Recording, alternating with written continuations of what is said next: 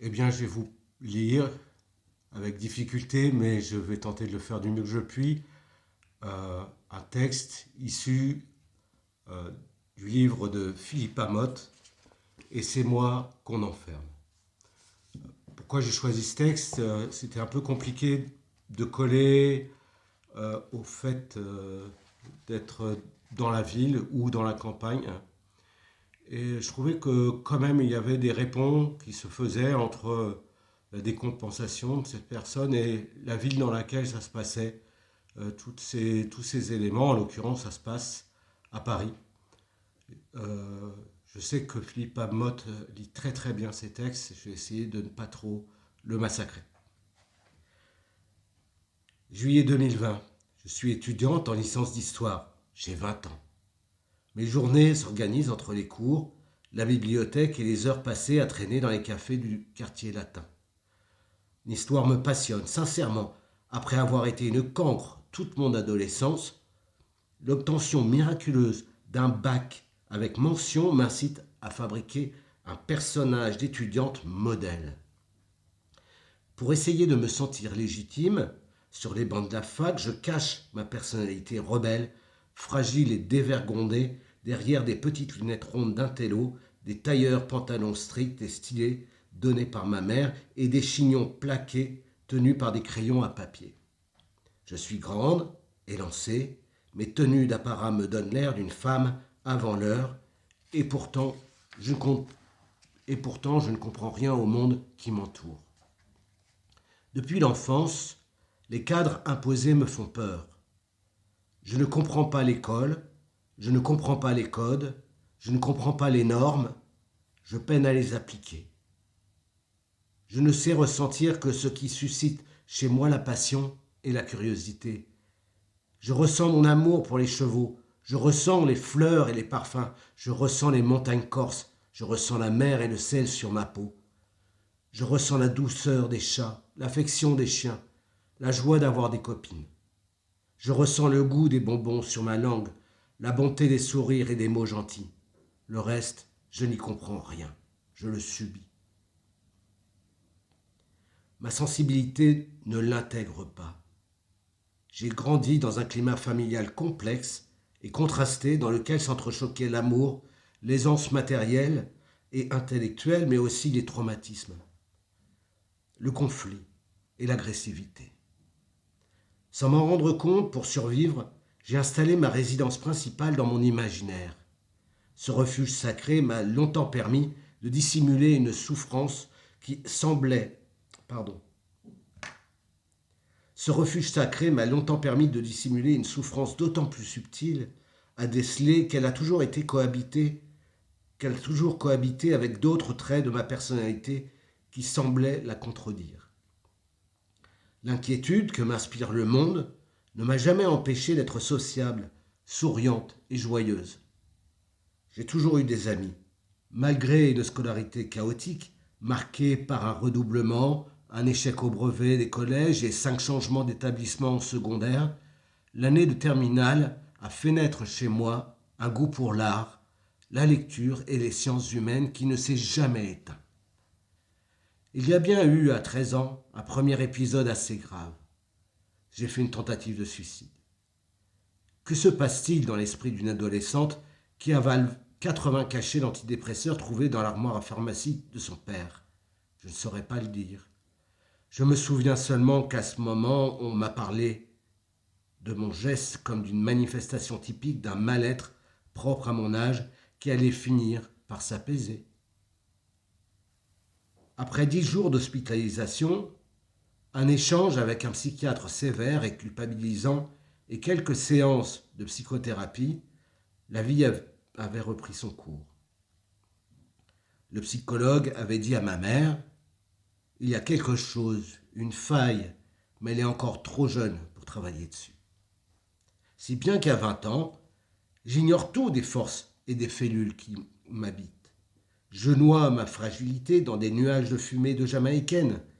L'esprit pas toujours clair, je passe des heures à refaire le monde dans les cafés de la place de la Sorbonne avec une bande d'amis, toujours les mêmes. Nous débattons des auteurs et des thèmes que nous étudions. Des éclairs de lucidité me font parfois penser que nos voisins de table doivent bien rigoler en écoutant les réflexions qui sortent de nos bouches d'étudiants prétentieux, sincères et paresseux. C'est à cette époque-là que je rencontre Alexis. Notre idylle ne se déroule pas comme l'aurait laissé présager l'engouement des premiers jours. La configuration est banale. Des attentes de jeunes filles romantiques et immatures, un playboy un peu pervers et mal disposé. Je t'aime, moi non plus. Mais si, mais non, mais si, mais non. La pollution mentale s'installe, le scénario dure plusieurs mois. Cette histoire me fait du mal. Elle marque le début du virage. Alexis joue avec mes nerfs. Il ne me donne pas rendez-vous. Il me donne des rendez-vous auxquels il ne vient pas. Me fait attendre des heures le soir dans son appartement, après m'avoir demandé de venir alors qu'il n'est pas là. Il prend des engagements qu'il ne tient pas, sans jamais cesser de me déclarer sa flamme et de me dire combien je suis extraordinaire. Quand j'exprime que sa façon de faire ne me convient pas, il parvient à me convaincre, par je ne sais quel truchement, que c'est moi qui en fais des tonnes, que tout va bien et qu'il m'aime. Une entente sexuelle particulière achève de fausser mon entendement. J'ai 20 ans et je n'imagine pas qu'on puisse prendre autant son pied sans aimer et être aimé. Je sors de cette histoire triste et abîmée. Je me méprise de ne pas être parti plus tôt. Je me sens humilié par le manque de considération de ce garçon dont je n'ai pas su me protéger. Cette histoire fait s'agrandir la fissure qui sommeillait en moi depuis longtemps. C'est un peu comme trébucher sur un trottoir. En fonction de la vitesse à laquelle on arrive, des chaussures qu'on porte et de la manière dont on tombe, on peut se rattraper avant même d'avoir touché le sol, comme on peut finir à l'hôpital avec une double fracture du genou. Quel que soit le cas de figure, ce n'est pas vraiment la faute du trottoir. Alexis est le trottoir sur lequel je suis arrivé trop vite, avec les mauvaises chaussures. Quand j'ai trébuché, j'ai mal géré la chute. Ce qui s'est passé ensuite n'a pas grand-chose à voir avec lui. Lui, c'est un point de bascule. Nous nous voyons une dernière fois dans les bureaux où il travaille, sur les Champs-Élysées, et puis nous nous arrêtons, sans une parole, sans un mot. Nous sommes arrivés au bout de ce jeu de dupes, nous le savons tous les deux, inutile de disserter. Même si cela fait mal de ne pas se dire les choses, le silence s'impose. Il laisse place à l'intérieur de moi à une sensation d'oppression, doublée d'une forme de douleur qui m'était jusqu'alors inconnue. Elle s'installe et ne me quitte plus pendant des jours qui deviennent des mois. Je me réveille tous les matins avec le plexus broyé par la peur et l'esprit saturé d'obsessions que je ne parviens plus à faire taire. La vie a perdu toute saveur, la réalité est noire, et la terreur sourde suscitée par cette noirceur ne s'apaise que dans le sommeil.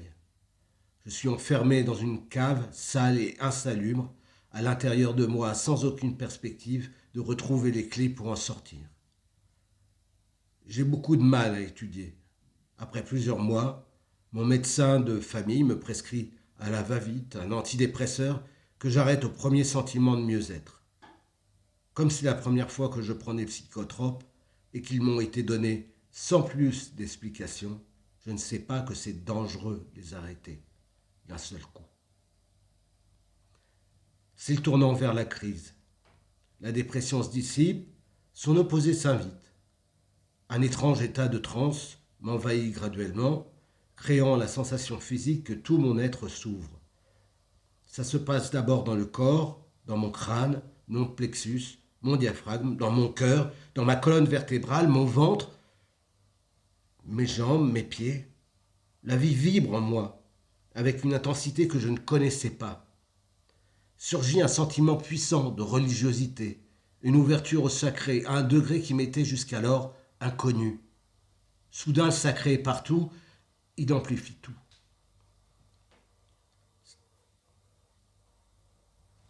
Eh bien voilà, je vous incite à lire ce texte merveilleux. Sachez qu'on va essayer de faire venir Philippe Amotte à Strasbourg pendant le premier semestre 2026.